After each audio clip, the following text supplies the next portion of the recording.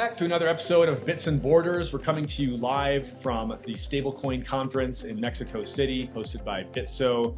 And my name is Aaron Stanley. I'm your host. And today I'm joined by Ilya Brovin, who's the Chief Growth Officer at Sumsub.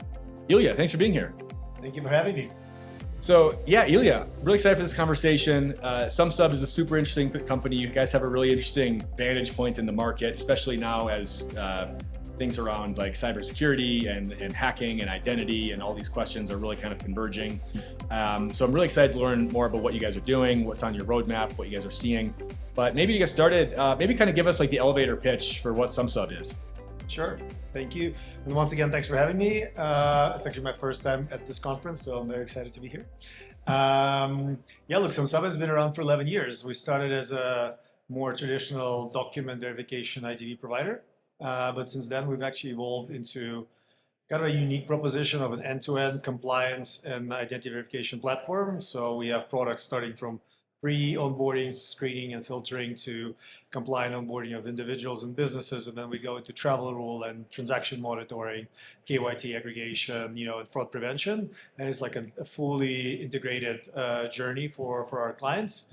All the data is fully connected. So actually something unique in the market. So now we have plenty of different propositions. Yeah, and listeners or viewers might recognize Sumsub as, if you go through KYC on a crypto exchange or something, like Sumsub is one of the providers where you have to go through and take a selfie and upload your passport and all these types of things, do the KYC material. And we do much more than that now. Obviously, a lot of people might not know, but they might be passing through a familiar local verification method. So like in Brazil, Argentina, maybe providing their CPF number. But in APAC, lots of countries have their national digital identity system, like SingPass in Singapore, for example. Yeah, we have all of those as well. So some people will recognize us for the document verification flow, but actually we do way more than that. Yeah. So let's get into that. Like, tell us a bit. Well, first, maybe tell us a bit about your journey. What's your background? How did you end up working at Sumsub? And then let's dive into a bit more Sumsub specifically. What's kind of the suite of offerings you guys have? How does it work, et cetera? I mean, I joined Sumsub about 5 years ago, and my background is on the finance and investing side. So I'm heavily involved in our sort of fundraising and corporate finance stuff, but I spent a lot of time on our product strategy and bootstrapping certain products. So 3 years ago, I worked closely on launching our travel rule product, which is also kind of a unique offering because we're integrating multiple protocols, providing all at the same time a workflow solution. And more recently, I'm spending a lot of my time on our reusable identity offering, which I think is like a big strategic initiative for us and one that's going very, very well. But that's sort of in our core IDV and identity verification offering. But as I mentioned, we do transaction monitoring, we do fraud prevention, we do travel rule, case management, FIU reporting. So we actually serve many more customers than just crypto customers. So crypto used to be like a dominant client segment for us. Now I think actually the non-crypto part is overtaking that just because it's the same product that works across the world. And actually there are some fundamental issues that are happening in the broader market. People transacting online and trust eroding. This is just as relevant for non-crypto financial businesses and non-financial businesses as it is for crypto. And actually in crypto, it's kind of at the fore of it because crypto actually attracts a lot of this unsavory behavior stuff. Exactly. But it's very, very relevant for the more traditional businesses, especially as we see now TradFi is going kind of adopting crypto very much. These worlds are converging quite quickly, for better or for worse, right? And so basically you've got there's the crypto vertical, but then there's also like banks, fintechs, payments companies, kind of anybody else who's doing any kind of transaction or transaction. Obviously, like I like to give an example of Duolingo being our client. If you want to have an English language certification, they need to know who is the person taking the exam. So we're empowering that for them. There are marketplaces, there are taxi companies, so there's plenty of use cases where people actually want to know who it is they're dealing with. Because again, a fundamental issue I think is not that compliance is one lens for it, but more fundamental is just establishing trust. Yeah. Do you know who you're dealing with? Is it them who they say they are? So that is a much more broad and universal question than just compliance in regulated businesses. Right. Yeah. Yeah. Exactly. It goes a lot from just like, okay, are we checking this box and are we checking that box to like, really, can the end user trust that this platform Correct. is, or can you as and the other way around, yeah, can the business trust that who this is a real they person? think their client is? Yeah. Right. Right. And on that note, you guys publish every year a fraud report that's actually Yep. a quite interesting and kind of scary to read through because there's a lot of stuff in there that's like not really sure I wanted to know that, but it's a very, like I was mentioning earlier in the beginning, you guys have a very interesting vantage point to be observing and Yeah. documenting some of these trends, right? And you have a very kind of close-up view into like, okay, what is the kind of the current landscape as far as what types of activities are fraudsters Yeah. using? How are they engaging in this behavior? What are the techniques and tools that they're using? Like, what's the prevalence of this stuff? Maybe kind of walk us through what are some of the high-level takeaways from the Yeah. from some of the research you guys have been doing on the fraud side, and like what are maybe some things that people might find surprising or maybe alarming? Sumsub is a full-stack compliance and verification solution that lets you manage all of your identity operations under one configurable platform. Its recent State of the Crypto Industry report explores how digital asset companies are balancing fraud prevention, regulatory pressure, and user experience as they scale in 2026. The report explores how these firms are prioritizing verification accuracy over speed in onboarding users, and how targeted, automated, and AI-driven attacks are changing the risk environment for companies in the sector. I encourage you to check out the full report, which is linked in the show notes for this episode. Kind of walk us through what are some of the high-level takeaways from the Yeah. from some of the research you guys have been doing on the fraud side, and like what are maybe some things that people might find surprising or maybe alarming? Well, not everybody will find it surprising. Those in the industry probably will have seen the trends, but from our industry, look, we are in a kind of a unique position. We serve 4,000 clients globally, and we onboard 12 to 15 million people every month from around the world. And as you mentioned, as I said, a lot of those companies are crypto clients, so we're kind of at the edge of where fraud is attacking. So indeed, we see a lot of these trends. Obviously kind of using fake documents and fake identities has been the main topic for a while, but how that's done is changing over time. So for the last couple of years, deepfake generation and like deepfake technology has been on the rise significantly because obviously these tools are becoming so prevalent, so easy to use, so cheap to use that what has been in the past reserved for the very advanced and resourced organizations, criminal organizations, is now available to pretty much everybody.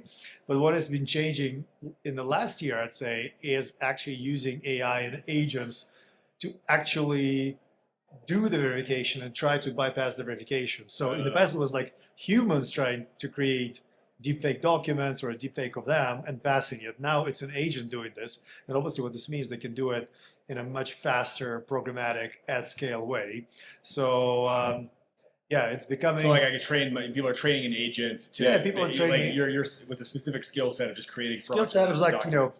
try to pass KYC, and they can change documents, they can change deepfakes, and like all of this is maybe some parts of this are authentic, maybe the document is authentic, but the stolen document is real, but then the deepfake is created or a fully synthetic identity. Yeah, but when you have agents doing this at scale, yeah, the systems are being kind of constantly tested for finding loophole. Yeah, and so how does a company in your position respond to that? I mean, that's a very non-traditional threat vector, right? Great question. Actually, I'd say there's no silver bullet. There's no one type of check or technology that will secure you, right? We're building great deepfake detection tools. We have our own traffic, we have our own AI deepfake building factory internally, a lab, right? So that's a great one, but actually you cannot just rely on that to protect yourself. So the way we talk about this is like you have to protect the whole interaction with a person. You have to understand their device, their location, their IP. You have to catch injections. You have to look for patterns. You have to look for certain templates of documents, even like people taking selfies against a certain wall. So actually, you need to collect and analyze in one moment, call it 10, 15, 20 different data points, and try to determine if something is fishy there. And actually, the actual deepfake detection algorithm model should be at the end of it, right? You should already be caught it somewhere else. Something is happening. I'll give you an example. We launched this product, which was more of a POC with Linea. We're actually publishing attestations on their attestation service called VREX. And we launched this kind of light product where people are passing liveness, and they're doing liveness, right? And we're comparing against a certain set, whether it's also a unique person. And then we publish in the attestation on chain. At some point in time, we started seeing huge volume passing through this. And, we kept, topping up our wallets to do that. And then we worked with Linea, and they said, hey, can you turn on device intel? Well, it turned out all those were real people, real faces, unique faces, but because the whole verification was just a liveness test, they just basically had, I don't know, villages of people passing through the same devices and creating those accounts. So the second we turned on device intel, that traffic dropped like crazy. So I'm just giving you that as an example of, those weren't deepfakes. Those were real people, but you had to catch them somewhere else. So in this case, it was people using the same device. Everyone's taking a picture with the same. So you just need to kind of look at the whole journey and see everything that you can know about this person. And that's why I think our integrated platform makes a ton of a difference. Because if you think about TradFi players, banks, for example, they love integrating a ton of point solutions, which they consider to be best in class or best of breed. But then they are the ones that need to integrate them and combine all of the data signals into making a decision, which is actually where a lot of failures happen because it's hard. And so for us, we have all of this in one platform, all kind of combined natively. Yeah, because whether the threat is coming from agents or whether it's just coming from very enterprising humans, like they're always going to find the gaps, right? Like the gap between this integration and that integration, this software and that stuff. Like they're going to find that entry point between those two, and that's where they're going to exploit it, right? So the fact that you guys are able to have, this all kind of integrated into one package. Whether you call it 360 view of the user, whatever it is, right? But the idea is that you have to really understand every single data point about that interaction. Rather than relying on one method, one type of check, whether it's deepfake detection or something else to protect you, because it's not going to protect you. And then, if I'm going to put on my, my cypherpunk hat here for a moment, and just thinking of, I guess I've heard this phrase thrown around before, like this idea of like behavioral KYC, where it's like, okay, this person, they not only they look like the person that they say, but they also have kind of the same habits. Like they walk to the same, they go to the same gas station every morning, or they go to the same McDonald's every morning, and so you're able to identify people based on kind of some of their habits and their data point and their these specific data points of like what they're actually doing. Like the goal is to protect the integrity of the system, right? But like, how do you do this without, kind of preserving maximum, kind of privacy and autonomy and everything for like the end users? I guess that's always the problem. That's always the question. And great sort of debate I think that we're having. So first of all, when people talk about behavioral, they don't necessarily mean stuff like you described, where you go to it's more about like how you hold device, how you type in. So it's more like, if you're bot pasting stuff, right? That's different from a person typing it on the device. So that's what usually is meant when people talk about behavioral biometrics. But that's one of the inputs, like, right? If you're behaving a certain way, you will probably continue to behave in a similar way rather than all of a sudden start behaving completely differently. But to your question about the balance of privacy, anonymity, and security, couple things. First of all, we are doing this for clients, right? So ultimately, when we are a provider, vendor to somebody, it's the client solving their trust problem. So we don't provide like a black box and they just take everything or take nothing. They set up what they need, and if they don't need certain things for their use case, they won't use it. So that's the first. So basically, user, when they're interacting with a certain business services provider, they kind of select what they are they comfortable with that company knowing certain data about them. That's first. Second, I think there is a certain question of like a philosophical balance, right? About sort of compliance and disclosing information versus full anonymity and self-control, but then like lack of security, lack of UX. I usually say, like, if you get scammed, right, you lost some money, who are you going to go to? You're going to go to your law enforcement. So if they don't know anything about you, about good like luck getting your money back, right? so I think there's some sort of societal balance that you find in between, because again, like crypto wants to access big markets, and also people in the big markets, like in the broad economy, should be able to access technologies that blockchain crypto provides. So there will need to be a balance here. People will have to disclose certain things about themselves, but the question is, like, do they know what they're disclosing? Can they control it? Yeah. And how it also remains convenient, and so on. So, we see, obviously, I think it's kind of well known pretty much that if you want to access large parts of the population, you have to move closer to the Web 2 experience. Yeah. And that will mean, identifying yourself and working with more Web 2 native stuff. Yeah. But at the same time, I think there's something to be said about certain ways of, for example, reusing your identity profile where you still remain in control. So I think like our Sumsub ID, B2C identity wallet is actually something to that matter. We do hold certain information for the user, but only the user tells us, please use my information to pass KYC down the stream. Like, we're not reusing that information standalone. Talk a bit more about that product. So is that basically like, it's almost like a identity passport kind of thing, where like, okay, I can just go use this at, or how do you describe that? I think of it more of a, a secure wallet where you can store your verified data. Okay. So by data, I mean validated documents, maybe proof of address, and something that you can very easily reuse in a subsequent. I compare it to Stripe Link, save my credit card for fast checkout. Yeah. And here's like save your docs for fast KYC down the stream.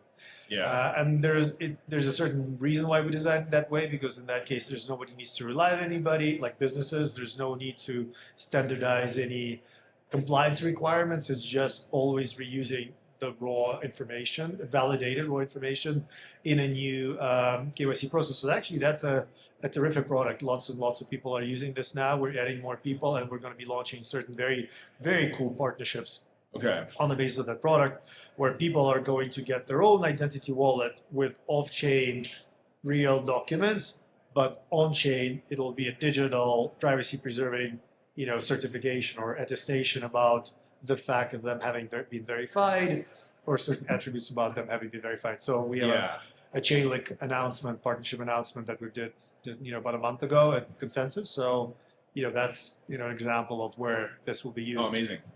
Yeah, I mean, I love that idea, because it basically gives this old analogy everyone uses about like ZK proofs with like the bar analogy. You can use it with ZK proofs as well, but I think of this as a bit of a midway between using documents online, which is actually not very secure and very inconvenient. Right. And on the other side, you can have some purely digital identity systems like SyncPass, for example. Right? If you can use SyncPass and just authenticate, you don't need this intermediary step of storing your documents somewhere. Right, but because not all countries have a convenient system, and in all countries that have it, the usage is high enough.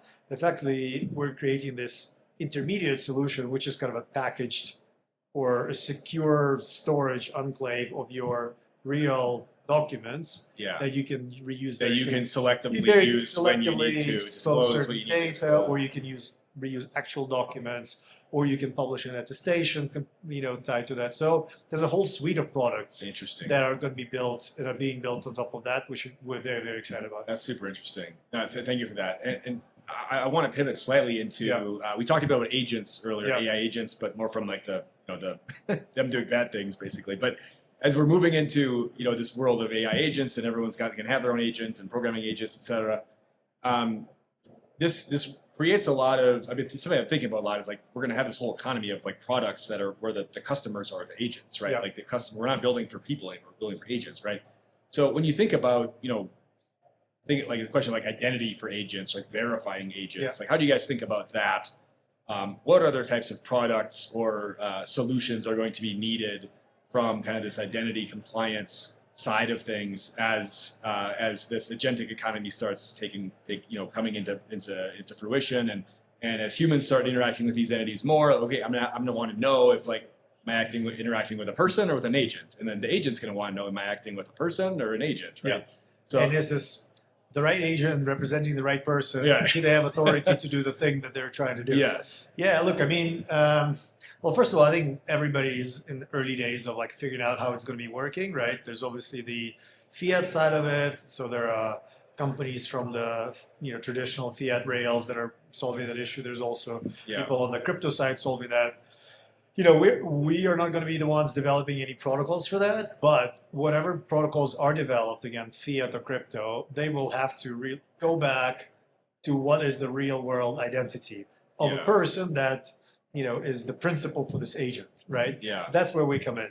We can power, and we will be powering, verification of the actual real world human identity, and potentially of the authority of the mandate they're giving to the agent, and maybe issuing those attestations or those credentials or those authorizations into whatever protocol is built. So we're actually working with a number of parties that are developing those in both crypto and the fiat side. Okay. And again, it goes back to this Sumsub ID type infrastructure where the user is storing their data to which they can tie certain credentials. So in the crypto space, my vision, the way I see it, is actually very close to what I said about attestations, right? So if there's an agent that is tied to a wallet and is using stable coins to pay, then you have all of the sort of the building blocks you need. Yeah. So now all you need is to tie certain credentials, certain authorization to the wallet. So the wallet is identify the agent, and maybe there's also the authorization for a particular action. So that's the same thing we're doing on Linea or Solana or Chainlink. It's just that the use case will probably be adjusted to more of a transaction, identify the agent rather than the human. Yeah, so the fundamental concept doesn't change. It's just the nature of the entity being identified changes from a computer or from a human to a computer. But yeah, so in the past we were like, okay, it's a bot, that's bad, right? Now it's going to be like, it's a bot, i.e. an agent. Is it a good one or a bad one? Are they acting on the right person, on behalf of the right person? Do they have the right authority? So technologically, people will solve for some protocols, whether it's A2P or whatever else. But somebody will need to power the identity layer to that. Yeah, exactly. That's one of the reasons I was always very intrigued by, diverting slightly here, but intrigued by Worldcoin. Like Worldcoin, kind of got a bad rap with the scanning your eyeballs in the orb, and it's controversial, right? But I was like, the project made sense. Like we're gonna need to know, like, okay, who am I interacting with, a human or not? Like that, and in a world where agents are everywhere, and most of the activity online is gonna be agents. Like you're gonna need to know some way, like, is this person actually a human or not? And so I think same thing our Linea, attestations are doing is human or not. I mean, world has gone the hardware way with a high level of security, unquestionably, with the orb scanning. But I'd say the same thing's probably hampering the penetration. How many people will actually have access to an orb or whatever the other device they're having. So, but look, I'm actually a big believer in the competition of different ideas. There are people using palms to do that. So it's all good. I think we're all going to be complementary. Different use cases will have different applications. Yeah, I think they all will work kind of together, and probably at some point in time they will become more and more interoperable, complementary. So, yeah. And then we've covered quite a bit of ground here. I do want to ask a bit about kind of going back to this unique position that you guys have, with 4,000 clients around the world, providing identity compliance solutions, and looking at things on whether it's on the fraud front or whether it's on just kind of this agentic AI front. I mean, are there other trends that you guys are seeing, whether they be maybe, for lack of a better word, we'll call them good trends or bad trends, but are there things that you're seeing that, maybe you're assuming you guys are kind of like 6 months ahead of the curve on some of these things? Like, okay, are there things that our audience should be paying attention to that maybe you guys are seeing, but most folks at this conference wouldn't necessarily be picking up on, in terms of kind of your core business? What I'm thinking about is that because fraud, it's going back to that sort of idea of erosion of trust more globally, because everything now is online and remote, Yeah. and there is so much technology easily available, mass deployed, that is eroding the trust. I think some of the older ways of establishing that trust are starting to fail. And again, I talked about like TradFi integrating point solutions, trying to stitch them up internally. I think that's starting to really come under a lot of strain. So the idea of how do you actually combine all of that into something usable and secure is coming more and more to the front. Okay. And again, some businesses are happy to invest a lot of their own resources into building this in-house. I don't think that's the best way, to be honest, because like, again, we see a lot of, patterns and fraud vectors across a whole global user base. It's much better to use, let's say, somebody like us who can see this across the whole world and build stuff quickly versus, you as a business waiting until that trend reaches you and then you start building only for your client base. So I think the idea of having more integrated solutions is actually coming to the fore. And I think regulators are also starting to push more and more into it's not just enough for you to use these separate systems here and there.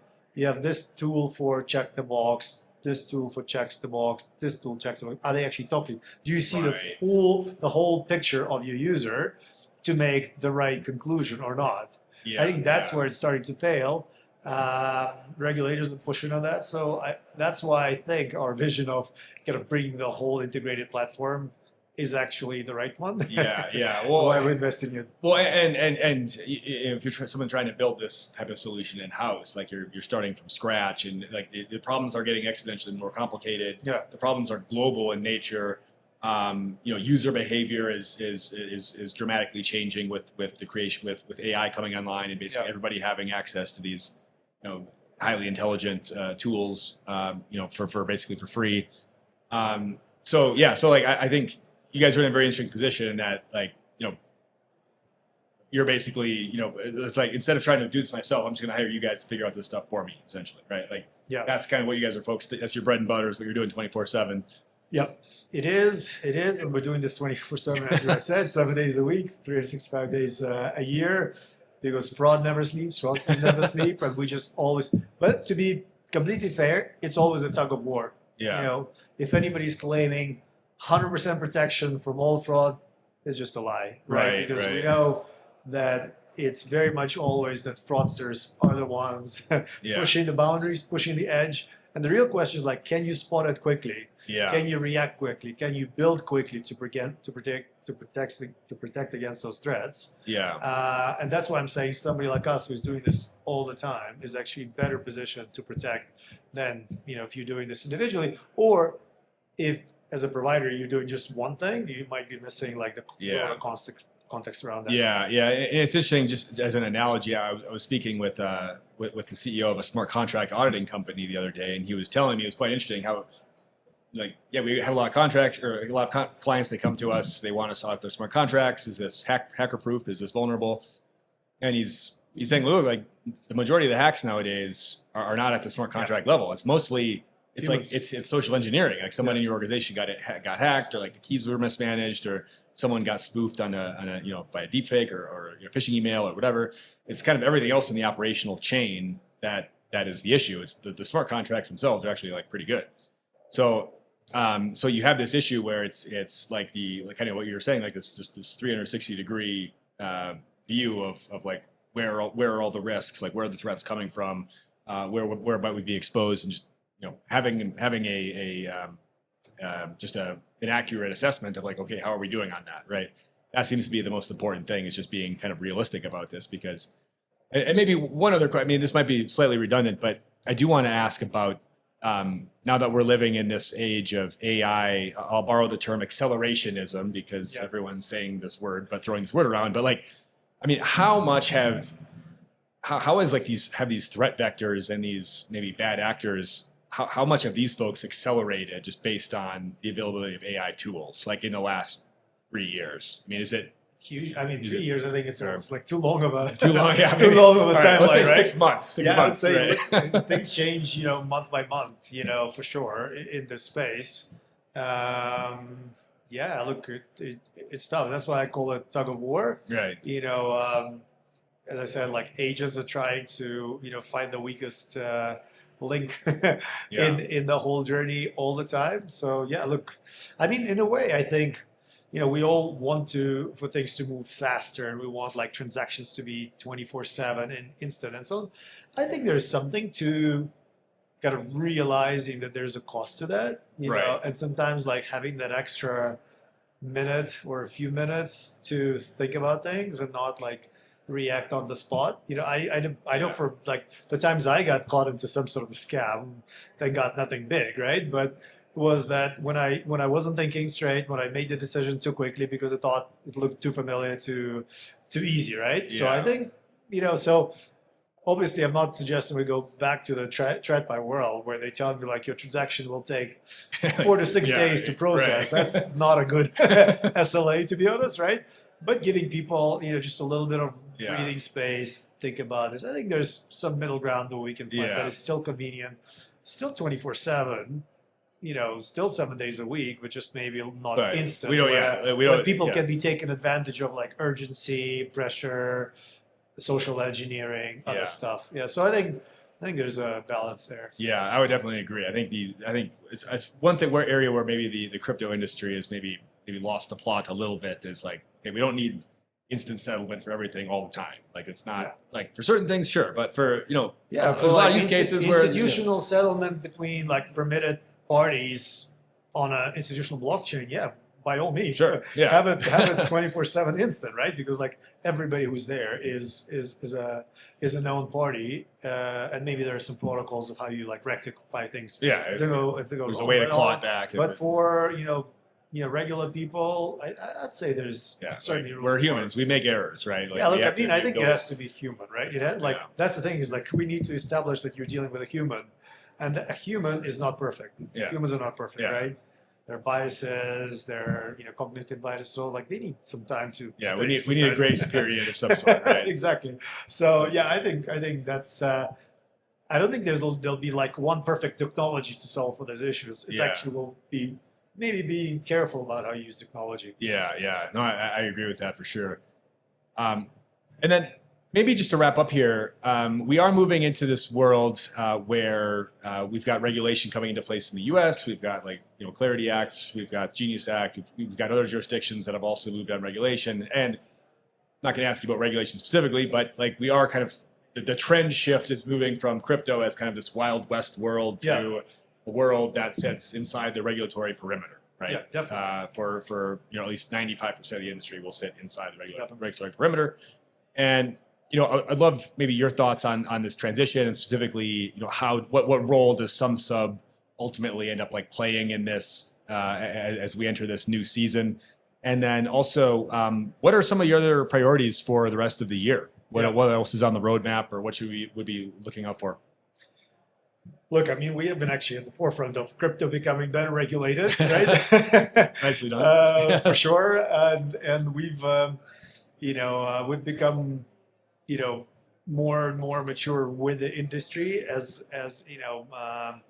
they're becoming better regulated, more technically regulated. So that's why we built these products like Travel Rule, for example, that we didn't have 4 years ago, but now we have one of the biggest Travel Rule networks aggregating 5 protocols. So look, I mean, I think regulation is inevitable. Whoever is kind of trying to fight back is not the right way to do it. I think it's better like talk to the regulators and explain to them how this industry works so that they don't come with a big hammer and try to shut it down or come up with some things that don't really work. That is the only way to proceed. But I think the good side of regulation is that people will ultimately feel safer. There's some security in that, and also the industry will get access to a much broader part of the market, right? Yeah. So Opens I up think a lot. all of those are good things, and then if there are people that are very sort of diehard, privacy and anonymity, fans, right? They'll probably be, part of the blockchain industry where they can still remain so, but it'll be a small part, I think. The other thing that's happening is obviously, TradFi can adopt a lot of the benefits of blockchain tech and crypto in their own tools to maybe leapfrog some of the generations of their own tech that they're using. So I think all of that is to the good. There will be probably a bit of a swing towards a little bit over regulation, and then some healthy regulatory competition will help as well. Okay. Because there are some countries that are much more smart about how they implement these rules versus others are, more kind of laying down the gauntlet. not nuanced. But again, time will help these things settle out, and we're there really to help our clients, to work with all of these new requirements, whether it's travel rule, whether it's KYC, whether different ways of doing KYC, protect them from fraud, but also make it easier for people to pass KYC, maybe with our reusable identity products. So we're working on a lot of these avenues to kind of evolve with the industry, mature with the industry. Yeah, I love that. Well, Ilya, really appreciate your time today. Thanks for stopping by. I hope you enjoy the rest of the conference. It was a really interesting conversation, and looking forward to seeing, how everything progresses over the rest of the year, how you guys are, stopping all these agentic bad guys from spoofing people and etc. So it was a pleasure hearing this conversation. Thank you for having me. And it looks like a great event. I'll go check it out. All right. Wonderful. All right. Thanks everyone for watching, and we'll see you next time with another episode of Bits and Borders here from the Bitso Stablecoin Conference.